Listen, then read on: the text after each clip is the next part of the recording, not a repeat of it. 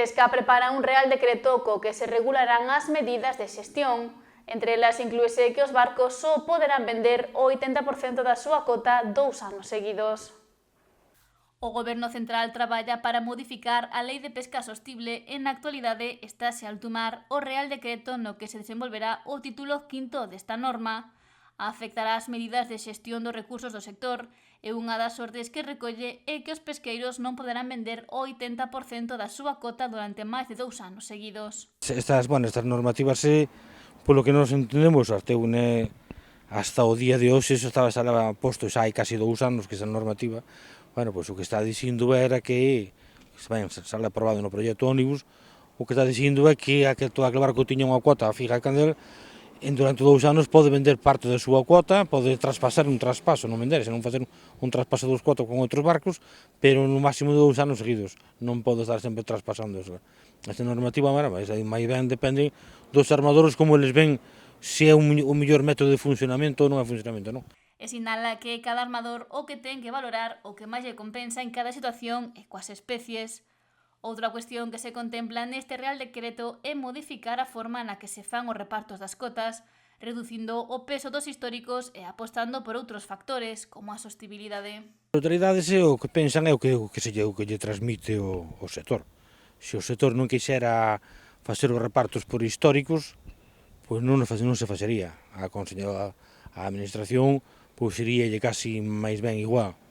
O que pasa que eso son as cousas o que movemos ao mismo de antes, non? Esas son cousas que dependen do armador que sea, depende da cuota que teña, depende o tempo que haya levado a estes de históricos, e eles son os que van a opinar, os que van a decir. O que non ten históricos, o que ten unha empresa nova que empeza ahora, se non ten históricos, xa non lle tocaría nada, xa non ten nada que ver. A verdad que nós por históricos nunca estuvemos moito de acordo, é unha normativa que está imposta aí en todas as administracións, e, bueno, sempre se estuvo peleando para que non tuvera tanto porcentajes históricos, non? Que tuveran máis porcentaje a outras cousas antes que a cos históricos. Diferentes cambios que se verán reflectidos na Lei de Pesca e que Pérez sinala que serán favorables para o sector. Si fan o que o sector acorda, pois, bueno, sería bo, porque o sector o que está decidindo é mirando aos acordos que teñen facer, para que se mellore unha pesca máis sostenible, unha pesca moito mellor, para que o sector poda sobrevivir, e poda unha empresa para tirar para adiante, non?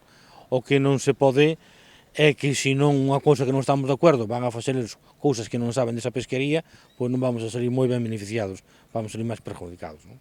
No referente a que facer coa cota de barcos que se van a despezar, Pérez aboga polo consenso.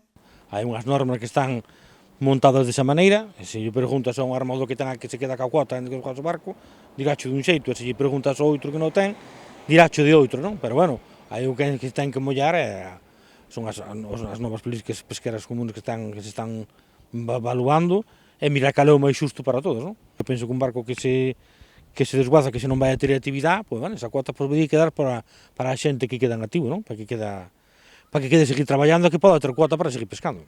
Xa que destaca a importancia de que esas cotas non se perdan, polo que sinala que as administracións e os profesionais deben poñerse de acordo.